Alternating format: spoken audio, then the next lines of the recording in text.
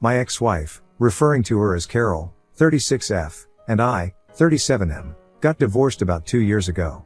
We were together for almost 12 years, married for 10. And we also have 2 kids, a 7-year-old daughter, and a 5-year-old son. Right now, we are about to get caught in a custody battle because I'm fighting for the full custody of both my kids. There have been a lot of reasons, but the most major incident took place recently that made me realize that I cannot trust her, not even a little bit, anymore. So what happened was that I was on my way to a work event and it was her turn to have the kids. According to our custody arrangement, we have shared custody, so the kids live with her for half of the month and spend the other half with me. In case we have to go out somewhere and our sitters are busy, we just ask each other to look after the kids if we are busy. But last Friday, she knew that I had a work event hosted by my boss, and I absolutely had to attend, so I told her that I wouldn't be able to look after the kids in case she had to go out that day. She had agreed at the time, but then, on the day of the event, she started calling me while I was driving and I ignored it for a while, but then I realized that she was calling me nonstop. So I had to pull over and speak to her on the phone, and that's when she told me that she was standing in front of my house with the kids because she had an emergency to attend to and she couldn't take the kids with her. She wanted me to come back and look after the kids because her sitter was unreachable.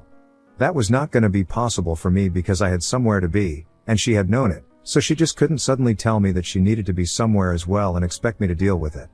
But even while I was arguing with her, she just hung up and told me to come back home and look after the kids because she couldn't waste time arguing with me. She had to leave and attend to the emergency that she had been called for earlier. I tried calling her back several times, but she just ignored it, and with no other option left, I had to turn back home so I could be with the kids because they have never been left home alone, and I wasn't going to start now when they were so young.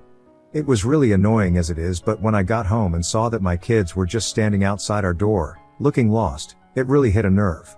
The least that she could have done was at least wait for me to come back home with them and not leave them alone, so I was really upset about that. When I asked my kids when their mother had left them, they told me that she had told them to wait outside until I came back home right after she hung up the phone call with me, and since then, they had been waiting alone.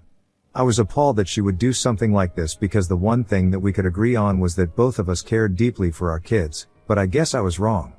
Once I had come back home, the kids and I went inside and they started doing their own thing. I had to inform some coworkers about why I was absent from the event, so that's what I did, and I felt really upset that I was missing a significant work event because my wife couldn't be bothered to plan out her weeks. And it wasn't even like last Friday was the first time that something like this had happened. It had started happening quite frequently since the last couple of months, but it hadn't yet become a problem for me. She would just randomly pop up, even when it was her turn to have the kids, and tell me that I needed to look after them because she had somewhere to be. It was mostly just her hanging out with her friends, which really annoyed me because I couldn't see a reason why she had to make impromptu plans and couldn't just keep me informed from the beginning, since it would make things easier for me. I had even spoken to her about it several times, but she just couldn't be bothered to care about anybody else but herself. She had a babysitter, and in spite of that, she would frequently rely on me to take care of the kids, even when it was not my turn with them. Don't get me wrong, I love the kids and I love spending time with them, but it was just very inconvenient for her to randomly drop them off because it messed with my routine. If I was going to have to take care of them all the time, I would just rather have them live with me full time instead of spend half the month with her, and then, at least, these things wouldn't come as a surprise. I had just given up on her, and then, last Friday happened, and it was probably the first time that I ended up missing something important, just because she was not a good planner. I was willing to give her the benefit of the doubt because I thought that last Friday, it wasn't because of her impulsive nature that she had to drop the kids at my place all of a sudden, but because of some genuine emergency, and after thinking about it for a while, I was willing to forgive her for that. But later on in the evening, while scrolling through Facebook, I saw this one post from her that changed absolutely everything. I guess she had forgotten to hide it from me or something, or maybe she just didn't care that I was going to see it. Either way, I saw that post. It was a picture of her and a bunch of her friends at the club, and one of them was hugging their partner and sporting a diamond ring on their finger in the camera, so I was pretty sure that they were celebrating their engagement. Which was all great and stuff, but definitely not an emergency that Carol absolutely had to be there for. And she knew that if she had told me the truth, I wouldn't have agreed to come back home and she would have had to take care of the kids, so she decided to lie to me and tell me that it was an emergency just so I would miss my work event and she would be able to go clubbing with her friends to celebrate an engagement. It was just so unfair, and I had already been thinking about how this had become a thing with her in recent times, so I decided to do something about it. I called up my sitter, and had her come over within 15 minutes because luckily, she wasn't exactly busy, and I even offered her extra money since I was having her show up so unexpectedly. Anyway, after she was here, I decided to drive to the club that Carol was in so I could give her a little surprise. It was just a couple of minutes away, so I reached there pretty quickly, and I got lucky because even in that crowd, I was able to spot her and her group of friends within the first few seconds. Then, I walked over to them, and that was finally when Carol spotted me. All of them were drinking but hadn't gotten drunk yet, so I knew that people would remember this for sure. Carol looked really nervous when she saw me, and she tried to smile and stuff and tell me that she knew that what she had done was not right, but she just needed a way to get me to come back home since she really wanted to be there for her friends and she hoped that I would understand. But I didn't care about any of that. I just turned to her friends and told them that it was really nice of them to invite her along, and it was great that she had formed such a strong bond with them that she was ready to give up time with her kids to be with them. Since that's exactly what had been happening for the past couple of months, ever since she started working at this new company. With new work, she had new friends, and her company had changed her because now, her priorities in life were different. For context, all these women that she has been hanging out with recently, just after she quit her old job and started at this new company, are all under 30, and obviously, they don't have the same kind of lifestyle that she does, and I guess she has forgotten about that. Anyway, I then went on to tell her friends that not only had she been spending less time with our kids, but that day, she had actually lied to me and told me that she had to attend to an emergency just so she could spend time with them. She had dropped the kids at my house and not even bothered to wait with them for me to come back home because she was so eager to be with these women, even though they were pretty young, and I'm just glad that we live in a nice neighborhood because otherwise, there's no telling what might have happened with them. I congratulated them on becoming the most important thing in her life, and I could see that all of them were looking really uncomfortable because presumably, none of them had any idea about any of this. Carol didn't even say anything, she just hung her head in shame and continued to look down. After I was done venting, I got back into my car and drove back home. Once I was home, I felt slightly better and I started thinking about filing for full custody, but before doing so, I decided to talk to my kids, and I'm very lucky that I did. Because if I hadn't done so, I wouldn't have found out exactly how they had been treated at their mother's house in the past couple of months. When I asked my kids, really casually, however, if they had been living with their mother for the past couple of months and if they actually enjoyed spending time with her, so I would get to know how they felt about it, and if they had positive feelings about their mother, I wouldn't file for full custody. However, to my surprise, my kids told me that it didn't make much of a difference when they were living with their mother because she was hardly ever around. In fact, the way they made it sound, it felt like they spent more time with their babysitter rather than their own mother. She was always out, either for work or just to meet her friends, and most of the time, it was their sitter who would stay with them. She was a student, so on the days that she wouldn't be able to make it, Carol would drop them off at my place, which I already was aware of. So according to my children, they hardly even got to see their mother after she had started working at that new place and had found new friends for herself. The entire point of having shared custody is so that she gets to spend time with our kids, but if she wasn't interested in doing so, I think custody would be the way to go because it would be convenient for all of us. I was already pretty upset with her, and after speaking to my kids, I made up my mind that I was going to file for full custody, so I contacted my lawyer that night itself, and in a couple of days, we filed the petition. Yesterday, she was served, and for some reason, she was shocked. She really should have seen this coming because after I showed up at the club to expose her to all her friends, she hadn't bothered to reach out to me at all. The only thing that she had done was remove me from all her social media, which didn't make a difference because I was already aware of what she was up to. But there had been absolutely no apology, and even though it was her turn to have the kids with her, she hadn't shown up to take them with her either. It was very obvious that she couldn't care less, and so, I didn't think that she had any reason to feel shocked that I had decided to file for full custody of our children. However, after she was served, she decided to finally call me and started bickering with me. She told me that she had just decided to take some time away from us to cool down after what had happened at the club the other night, which was really stupid of her to say because of everything that happened. She somehow felt that she was the one who needed to cool down because she was the one who deserved to feel angry. But anyway, she believed that just because she had taken some time out for herself, she didn't deserve this, and I had no right to file for full custody. It was then that I went on to tell her that I had spoken to the kids, and I knew that she had hardly been spending any time with them. I was also aware of the fact that her priorities had changed, and I don't know if she was having a midlife crisis or something, but I couldn't let our kids suffer because of her. What had happened recently was the final nail in the coffin for me, and now, I was going to make sure that I got the kids to stay with me, and if she was lucky, she might get visitation rights.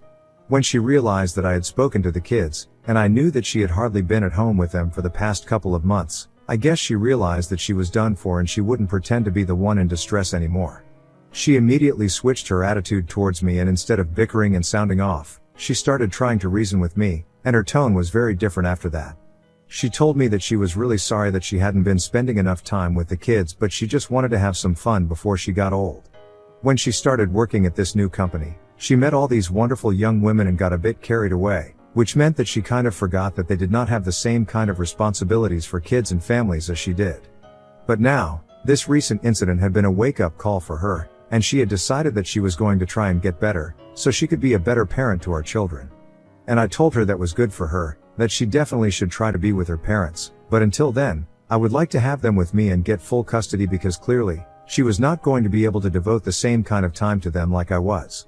And not only was it inconvenient for me, I don't think the kids were enjoying themselves either. So I told her that while she tried to go back to her old ways, it would be for the best for us to stick to a full custody arrangement with me. If she wanted, she could have visitation rights, but that was about it. Wasn't going to trust her anymore after this. At that point, when she realized that trying to reason with me was not going to work because I had made up my mind, she started crying and told me that this was happening all at once, and it was quite unfair. Apparently, after I had shown up at the club the other day and told all her friends about how she had lied about having an emergency just so she could party with them, and had even left the kids alone in front of my house. Since then, her friends have been very distant from her, and some of them have even stopped speaking to her because they could not be on board with this kind of behavior. They had started to think of her quite differently and well, rightfully so. What she had done was quite messed up, so I don't blame them, especially because I keep saying again and again that Carol is much older than them because I don't think any of them are even over 30 and she has responsibilities of her own that she can't just shirk off so she can have fun. She told me that it was kind of my fault because even if I was mad at her, I should have at least waited until the next day to confront her about it and let off some steam. Now, on top of that, I had also filed for full custody and it was just too much to handle for her. She felt like I was punishing her too much for just one tiny mistake, and it wasn't fair at all because not only had she kind of lost her friends, but she was also at risk of losing custody of children now. She told me that I needed to think about her situation right now and at least try to be a little kind to her.